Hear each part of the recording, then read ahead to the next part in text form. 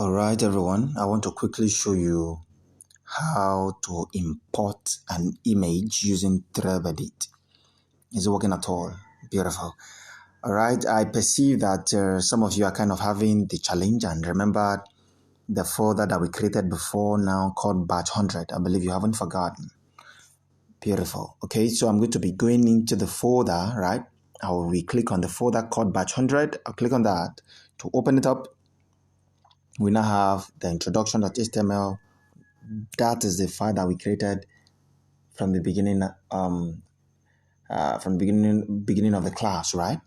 Okay, so we need to add an image inside of this folder. Remember, we are inside of the folder called batch 100.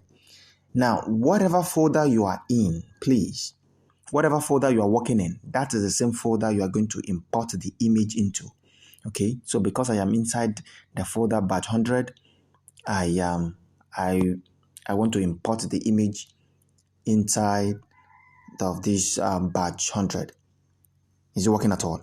All right. So if you look at the bottom right hand corner side of the screen, we have a plus sign. That is a button with a plus sign. So I'm going to click on it.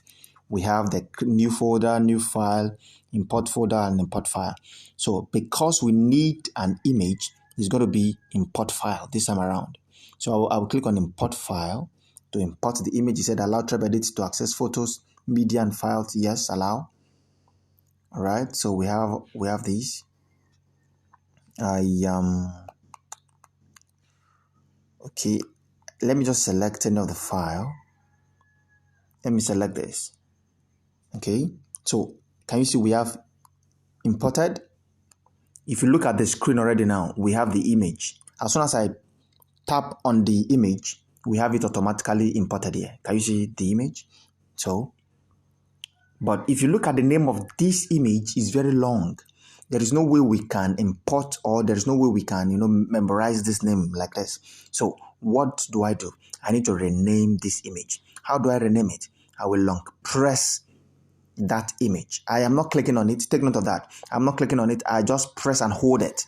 Then we have a new pop-up at the bottom corner side. We have rename, export, compress, and delete. So this time around, I'll be clicking on rename because I want to rename it.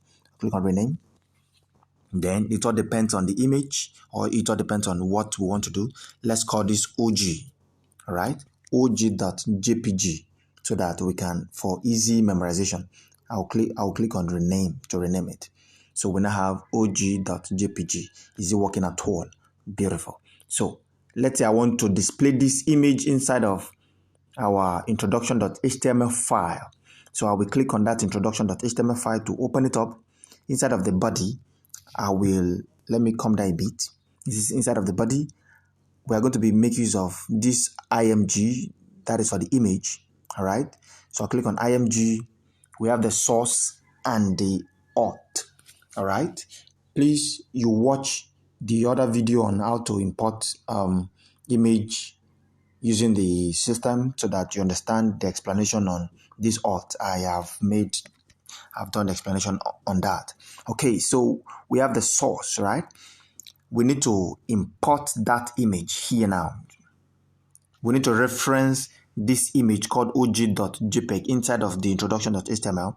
So inside of the source, in between the quote, I'm going to have what? We are going to have a dot slash. Okay, og.jpg. Let me see. Beautiful. All right. So now, inside of our source, we have dot, then forward slash. After that, we call the name of the image. What is the name? og.jpg. Please, the exact name of the image. That is what you are going to be. That is what you are going to reference here. Is it working at all? The dot slash, that is to say, okay, change to this directory. We are calling this from here. As soon as I play it, we have this. This is one of my mentor. This is Apostle Joshua Selman. All right. Is that not powerful? Okay. So is it working?